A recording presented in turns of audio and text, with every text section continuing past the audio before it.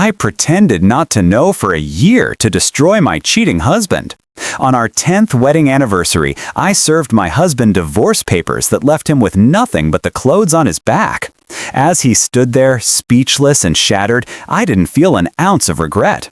You see, this wasn't a crime of passion. It was a meticulously planned, year-long operation. And it all started the moment I decided to pretend I didn't know a thing. It was a Tuesday, about a year before the anniversary from hell. The house was immaculate, just the way my husband, Mark, liked it. I'd spent the day playing the part of the perfect, supportive housewife. I'd done the laundry, which included the special care for his expensive work shirts. I was unloading the clean clothes from the dryer, folding them with a practiced, almost robotic efficiency. That's when I felt it, a crinkle in the pocket of one of his shirts that wasn't fabric. My heart did a little flutter, a stupid, hopeful flutter that it might be a forgotten lottery ticket or a sweet note. I was still that woman then, the one who believed in grand gestures and happy endings. I reached in and pulled out a small folded receipt, not from a gas station or a coffee shop, but from a place called La Petite Fleur, a jewelry store downtown, a place he'd never taken me. My blood ran cold. The date was from the previous Friday, the night he'd told me he was working late on a huge project that would secure his year-end bonus. The item listed was a pair of diamond stud earrings, priced at a cool $3,000. I sank onto the floor, the pile of forgotten laundry around me. The world didn't stop spinning. The earth didn't crack open. There was no dramatic movie score swell. There was just a profound, deafening silence in my head. I looked around our pristine, cookie-cutter suburban home. The photos on the mantle of us smiling on various vacations, the new SUV in the driveway, the whole life we had built together. It all suddenly looked like a movie set, and I was the only one who didn't have the script. I expected tears. I expected screaming. I expected to throw his shirts all over the room and shatter something against the wall. But none of that came. Instead, a strange, chilling calm washed over me. It was like a switch had been flipped deep inside my brain. The part of me that loved him, the part that was hurt and betrayed, just switched off. And in its place, a cold, calculating machine whirred to life. I slowly stood up, folded the receipt, and slipped it into my own pocket. I finished folding the laundry, put Mark's shirts away, and even started dinner. When he came home 2 hours later, smelling of his usual cologne and something else, something floral and unfamiliar, I greeted him with a smile. I asked about his day, about his big project. He kissed my forehead and told me it was a success, that he was exhausted. I smiled and told him how proud I was of him. And as I turned back to the stove, I wasn't thinking about the other woman. I wasn't thinking about the betrayal. I was thinking about strategy. He thought he was so clever, working late, covering his tracks. But he had just made the biggest mistake of his life. He had underestimated me. In that moment, standing over a pot of spaghetti, I made a vow. I wasn't going to be the victim in this story. I was going to be the architect of his downfall, and it was going to be a masterpiece. The first step wasn't confrontation. It was information. I needed to know everything, and to do that, I had to become the best actress he had ever known. The next few weeks were a masterclass in deception. My life split into two distinct realities.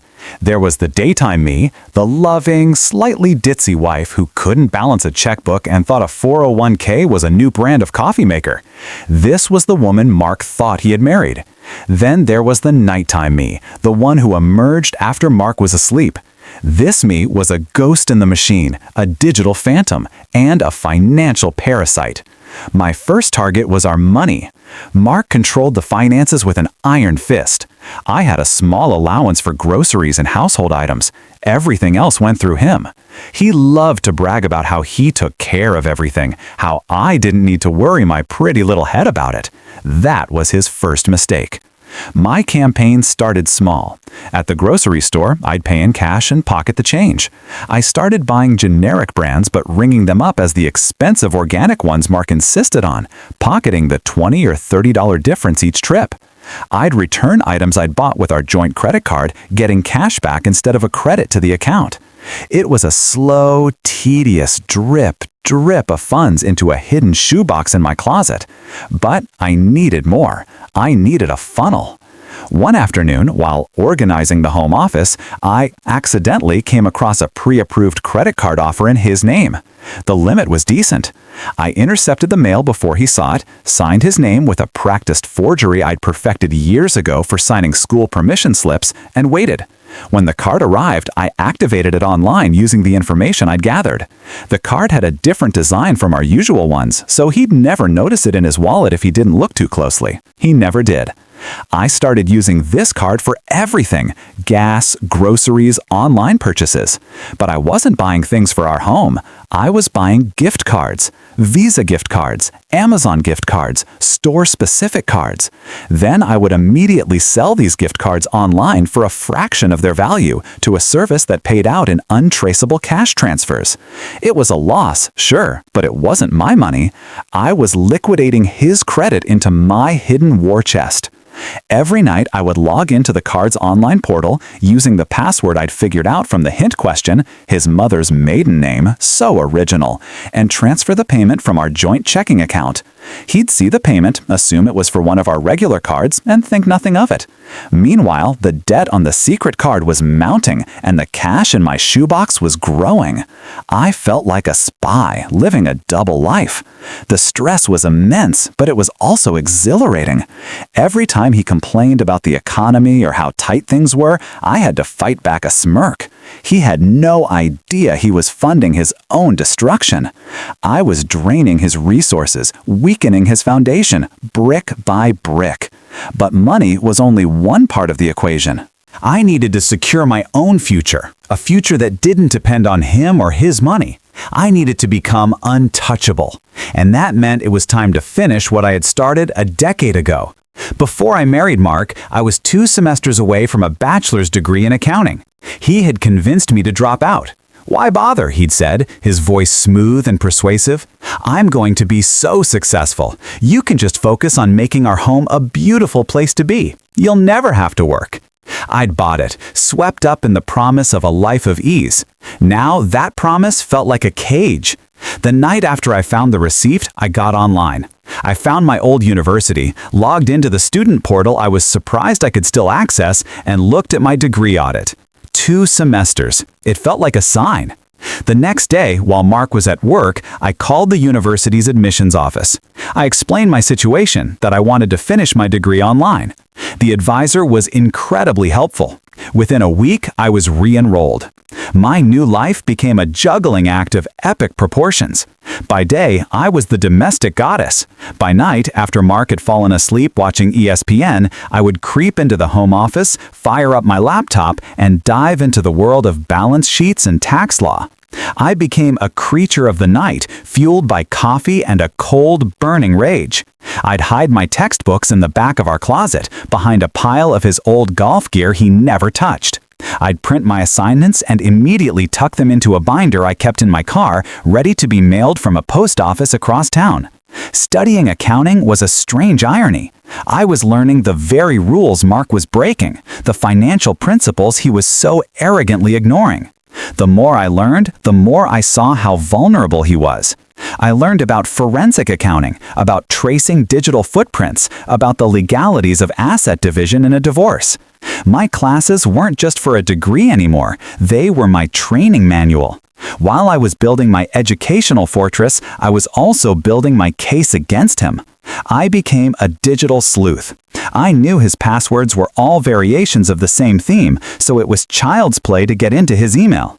I created a filter that would forward any emails from La Petite Fleur or any other jewelry stores, hotels, or restaurants to a secret, encrypted email address I'd created. I started taking pictures of receipts I found in his pockets, of mileage on his car when he claimed to be at the office. I kept a detailed log on a flash drive I kept on my keychain, dates, times, excuses he gave, and the evidence I'd found to the contrary. It was a meticulous, obsessive project. The file grew thicker every week. I had screenshots of flirty text messages with a contact named only K. I had a copy of a hotel reservation for a downtown boutique hotel for a night he was supposedly on a guy's fishing trip. I was building an airtight case, a digital and paper trail of his infidelity and his financial carelessness. I was no longer just a wife. I was a prosecutor, and my husband was the unsuspecting defendant. The end of the school year was approaching, and with it, the 1-year anniversary of my discovery. My degree would be complete, my secret account was flush with cash, and my dossier on Mark was damning. I was ready. But just as I was putting the final pieces of my plan into place, I had a scare that almost brought the entire house of cards tumbling down. It was a Tuesday night, a week before my final exams. I was deep in the zone, surrounded by spreadsheets and tax code printouts, my headphones in as I listened to a recorded lecture. I was so engrossed that I didn't hear the garage door open. I didn't hear his key in the lock. The first I knew of his presence was when he cleared his throat right behind me. My heart leaped into my throat. I slammed my laptop shut, a movement so sudden and violent it made the desk shake. I spun around, my face a mask of what I hoped was casual surprise. "Mark, you're home early," I said, my voice a little too high. He narrowed his eyes, his gaze flicking from my panicked face to the closed laptop, then to the scattered papers on the desk. "Yeah, the project wrapped up early," he said, his tone casual, but his eyes were sharp, suspicious. "What are you so busy with?" My mind raced. I couldn't say school. He'd laugh, or worse, get angry that I'd gone behind his back. I scanned the desk, my eyes landing on a glossy home decor magazine I'd bought as a prop. "Oh, you know," I said, forcing a breezy laugh as I gestured to the magazine. "Just getting some ideas. I was thinking we could finally redo the guest room, make it a little more us." He relaxed, but only slightly. He picked up one of my notes, which was actually a practice problem calculating depreciation. "Looks complicated for interior design," he muttered. I snatched it from his hand. "It's a budget. I was figuring out if we could afford it," I said, my mind working overtime. "But it's probably too expensive. Never mind." He watched me for a long moment, and I felt a sliver of real fear. I had been so careful, so meticulous. One slip-up could ruin everything. He seemed to let it go, but for the next few days, the atmosphere in the house was thick with his suspicion. He'd pop into the office unexpectedly. He'd ask me more detailed questions about my day. I had to be more careful than ever, which meant my progress slowed to a crawl. I realized I couldn't do this alone. I needed a failsafe, an accomplice. I called my sister, Sarah. She was the only person I trusted completely. I met her for coffee under the guise of a shopping trip and laid it all out. The receipt, the secret account, the degree, the evidence. To her credit, she didn't even flinch. She just listened, her expression growing harder and colder with every word. When I was done, she simply reached across the table and squeezed my hand. "What do you need?" she asked. It was a huge relief. Sarah became my rock. Her address became the mailing address for my new bank statements and my diploma. She became my alibi for late-night study sessions at the library. She was my sounding board, my strategist. With her help, I felt the strength returning, and just in time, too. Because Mark, feeling secure again, had gotten sloppy. He left his iPad open on the coffee table one night, and there it was. A conversation with Kay. Not just flirty, but explicit, full of details about their trips, their plans, and worst of all, their jokes about me, about the clueless little wife at home. I took pictures of everything with my phone. It was the final piece of evidence I needed, the smoking gun. My final exam was on a Thursday. I passed with flying colors. My diploma would be in the mail. The 1-year mark of my discovery was just a week away, and our 10th wedding anniversary was the day after that. The timing was perfect. It was time to set the stage for the final act. The week leading up to our 10th anniversary was my magnum opus of performance. I was the epitome of the loving, devoted wife, a character so flawless it would have won an Oscar. I filled the house with the scent of his favorite home-cooked meals.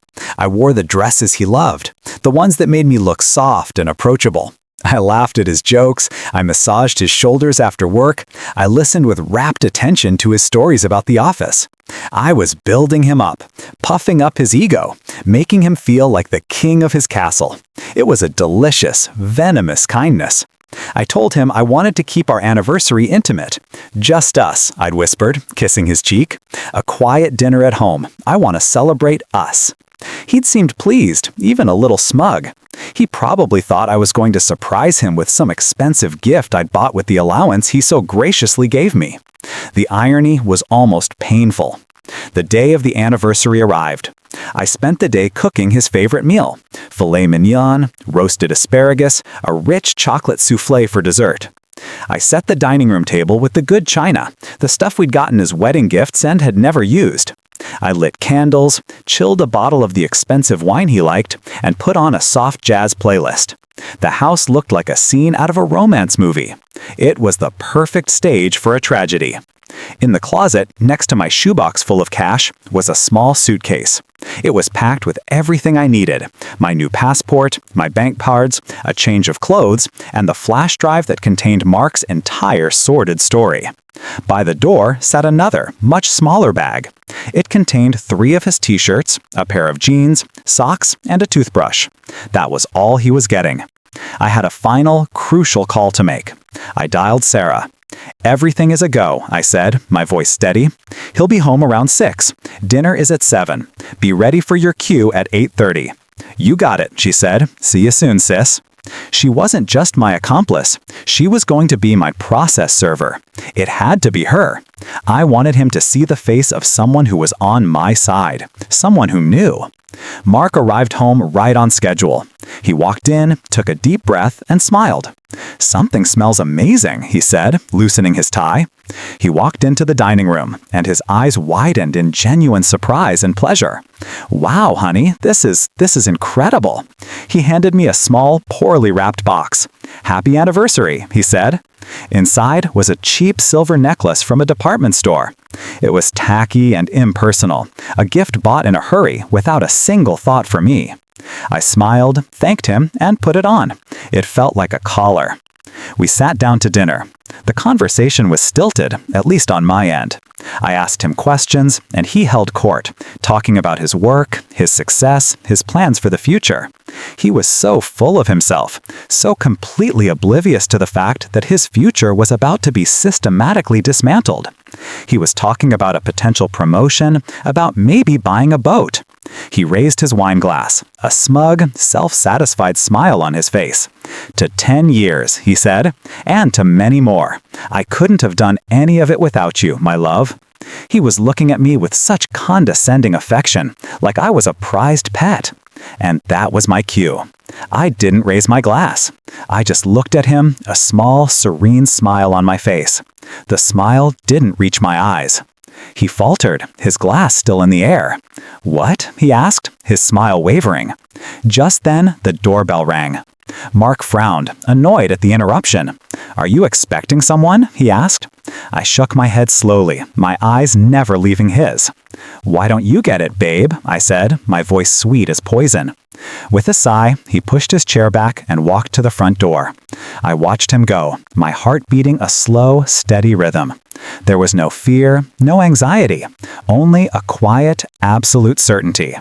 He opened the door to find Sarah standing on the porch, her expression grim. She didn't say a word. She simply held out a thick, official-looking manila envelope. Mark looked from her to the envelope, his confusion morphing into a dawning, sickening dread. He took it from her, his hand trembling slightly. Sarah gave him one last withering look, then turned and walked away without a backward glance. He closed the door and walked back into the dining room, staring at the envelope as if it were a venomous snake. He tore it open. I watched his face as he pulled out the documents. The first page was the cover sheet for a divorce petition. His eyes scanned the page, then widened in horror as he saw the filing date. It was dated that very morning. He flipped through the pages, his breathing becoming ragged. He saw the list of assets. He saw the bank statements showing the empty joint accounts. He saw the transfer of the house and car titles into my name, a transfer I had facilitated months ago using a power of attorney he'd signed for a business deal and had forgotten all about. His face went from pale white to a mottled, furious red. He looked up at me, his eyes burning with hatred and disbelief. You did this?" he finally managed to choke out. I still didn't say a word. I simply reached into my purse and slid a few photos across the table. They were the screenshots of his texts with K. Then I slid a few more. The hotel receipts, the credit card statements from the secret card. Finally, I pushed a single sheet of paper towards him. It was a printout of the balance in my new personal bank account. The number was substantial. It was his money. "I spent a year learning how to be you, Mark," I said, my voice finally breaking the silence, calm and clear. "I learned how to lie, how to cheat, how to be ruthless, and I learned from the best." He stared at the papers, at the money, at me. The man who had been so full of himself just an hour ago was gone, replaced by a hollowed-out shell. He had nothing. The house was mine. The cars were mine. The money was gone. His reputation was about to be shredded in court with the mountain of evidence I had.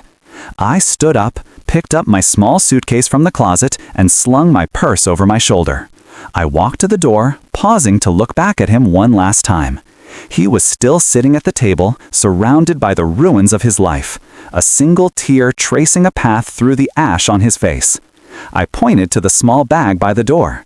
"That's for you," I said. "I'd suggest you find a new place to stay. The locks will be changed by morning." And with that, I walked out the door, closing it softly behind me. I didn't look back. I got into my car where Sarah was waiting for me, and we drove off into the night. I wasn't just leaving my husband, I was leaving a life that was never really mine. I was free. And my future, the one I had bought and paid for with a year of my life, was just beginning.